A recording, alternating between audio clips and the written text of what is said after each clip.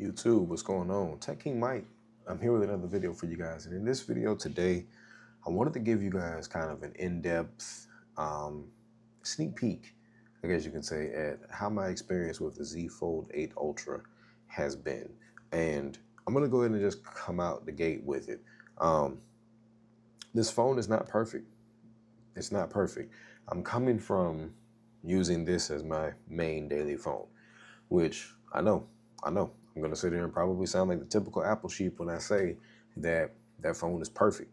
The camera was good, battery life was good, screen beautiful, every apps worked perfectly. Everything I needed it to do was fine. This phone is a challenging device to use. Coming from a slab device, I find myself really, I'm not going to say struggling, but adapting to the phone in a way that I didn't expect to. So in this video, what I want to do is I want to go over 5 of the most unexpected things that I have really been enjoying while using the ZFold 8 Ultra. And I'm just going to get right into it. The first things first, something that I have been really enjoying about the ZFold 8 Ultra. I've been enjoying how the form factor of the phone and how thin and light it is. Now, if you've seen any of my previous content before, okay, if you're new to the channel, welcome, by the way. Subscribe and follow for more. But if you've seen any of my previous content, you know that when it came to me and foldables, I tried them, got rid of them, tried them, got rid of them, tried them, got rid of them. Not this time. I actually bought this phone with the intention of keeping it. I'm not sure if I'm going to upgrade iPhones this year because I put a lot of money into this. But here I am. My main SIM card is on this phone. This is where my main SIM card is at right now. Shout out to Goku Blue, by the way. And I have every intention of using this phone as my main device. And I have been. I've even gone so far as to enjoy, I'll show you guys, I got it in my pocket actually. I just picked these bad boys up the other day. Check those out. The Buds 4 Pro. Amazing, sound amazing, just incredible headphones. And if you recently caught the last video on the channel, I got the B-Stone, which this has been really this has been a game changer. This really ain't even what people want to see. They want to see stuff about this, but this has been dope. But I really enjoyed the form factor. When I open this phone, how thin it is, just how the phone feels overall, to me is just, it's like it never gets old. I am worried about, dust and debris and things getting inside the phone, but I'm not stressing about it because there's not nothing I really can do about it. It is one of the things that you accept with the phone, right? And so I would say that'd be my first pro, is that I really am enjoying the form factor. Bouncing right off of that, my first con for the phone would probably be the form factor. And more specifically, the cases, because of the form factor.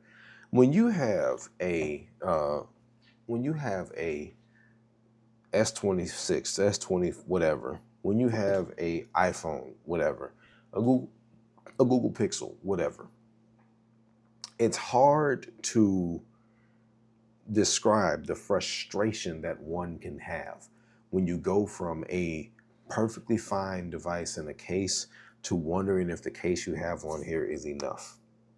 And there are some really good cases out there. There are. I actually have some on the way from Taurus that I'll be dropping a video on those as soon as I get them. But there are thin and light cases out there. But if you really want to protect your phone, it takes so much away from the form factor with these folded phones. And, excuse me. And it's just one of those things that I find myself struggling with when it comes to using a foldable phone, because I don't like to rock my phone butt naked. I don't. I feel anxious. I feel nervous. I feel like something gonna happen to it, and I don't like to rock the phone butt naked. I need something on the phone for me to feel comfortable. So, pro number one is form factor, and in that same breath, con number one is form factor. Another reason why that's con number one, because I live in Florida. I like to go to the beach with my kids. I like to go to the beach and spend time with my family. I have to think about taking this thing to the beach, and if I'm anxious and if I'm okay with that.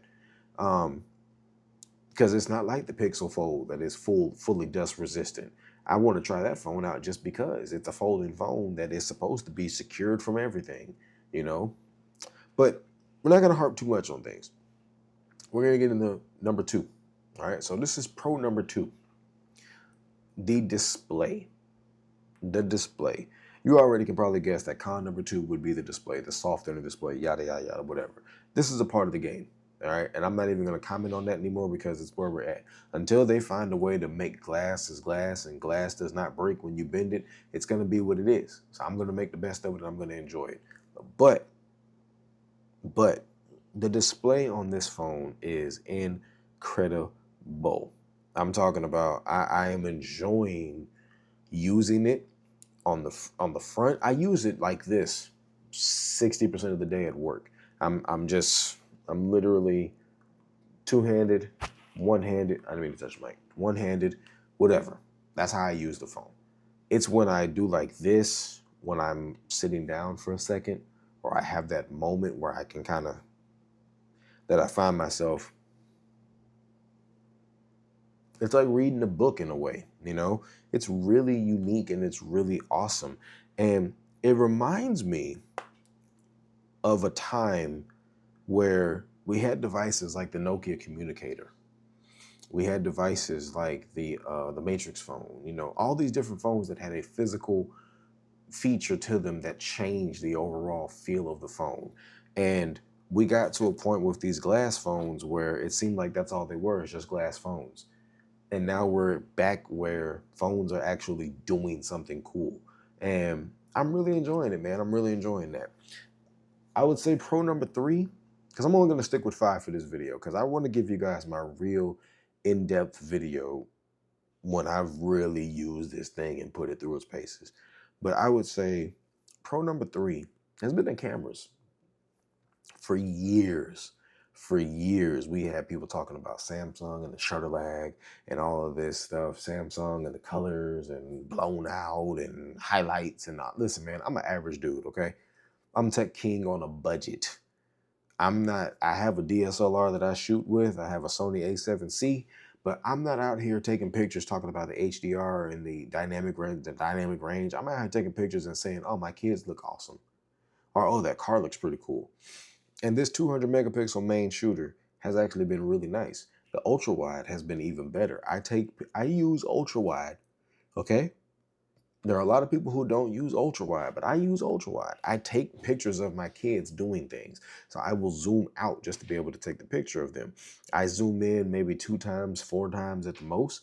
But most of the time when you catch me doing something with my phone, I'm taking a picture main or ultra wide. And these cameras have been great. And I mean, I guess there's no other way for me to say it. That's the next con. They could be better.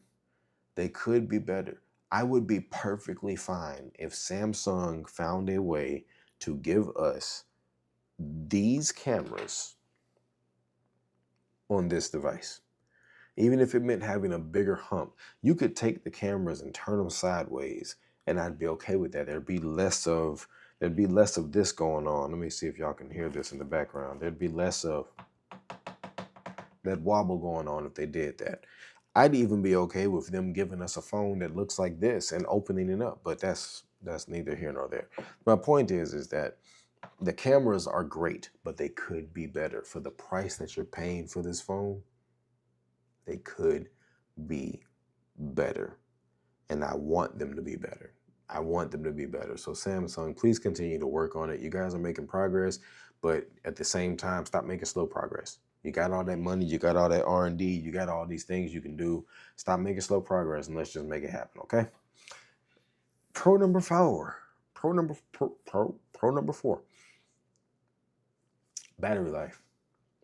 So in my experience using this phone, if I charge this thing up at night and I take it off the charger at 5 o'clock in the morning when I start getting myself ready for work and everything, because I take it around, listen to music while I'm getting my kids together, put my earbud in, whatever. I know for a fact I can get through a day with this phone without a problem. Yeah, excuse me, I'm a little tired. I can get through this phone, or I can get through the day, no issue whatsoever, because of how good it is. This 5,000 milliamp hours is exactly what the Fold needed. Can we get more than that we're using silicon carbon? By all means, I hope we do, Samsung. But the 5,000 milliamp hour battery is a welcome change. There is no con for that. It's a welcome change, and I'm thankful for it. I don't really measure off a screen on time and stuff like that. I just measure my day-to-day usage. And my day-to-day usage looks like Spotify, cameras, taking pictures of random things at work or at home. It looks like I don't know, another example could be YouTube. It looks like Teams and Excel. It looks like a lot of stuff 7 to 5. And this phone has been handling it all like a champ since I unboxed it last week and threw my SIM card in it. And that's going to lead me to what I feel is the best one to end it on, which is number 5. This phone is the ultimate powerhouse for productivity. When I am talking in Teams chats all day, I recently was promoted this year at my job, and a part of that promotion has put me from 1 or 2 chats to like 5, 6, or 7 chats. I'm constantly having to answer questions for the people that I work with or that work under me or whatever, and I'm having to just reach out to so and so or get with so and so, and it's so nice to be able to just say, okay, let me send them this message real quick, and then to be able to say, I gotta get a little detail. Let me type this email up. Let me go to Outlook, and the split keyboard just going through it is so efficient, and I really appreciate that. I really do appreciate it. A lot of people talk about like content watching on Folds, and they talk about like, social media doom scrolling and stuff like that. I have not one time since I've been using this phone thought about that. I have more so thought about how just effective it is at getting my job done. And not to say that my iPhone or my Galaxy S26 Ultra wasn't effective at that, but just having the extra canvas, having the extra room with this phone has been great. And honestly, if there is any other con that I can think of to follow with that, I would just say that so far, it would just be that I wish apps were better optimized for it. Because yes, it is amazing having the large display, but at the same time, I wish that there were apps that were more optimized for that large display.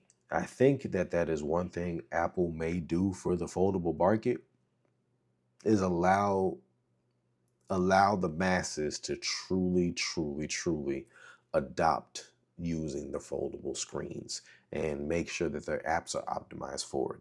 And I hope that that's the case. Competition is good. But those are just my quick 5 things within a week of using the Galaxy Z Fold 8 Ultra. 5 pros, 4 cons. I mean, like I said, this is just real quick initial after a week of use. I'm going to get real deep into this thing, man. Like I'm going to try to get deep into this thing, pause, because I'm enjoying myself, man. I really am. Like I said, we have a lot coming on this device. So if you're enjoying it and you want to continue to catch more content on it and just continue to talk about tech in general, these laid back, chill conversations like this one, please subscribe if you've made it this far. Drop a comment down below and talk to me, and I will catch you guys in the next one. Peace.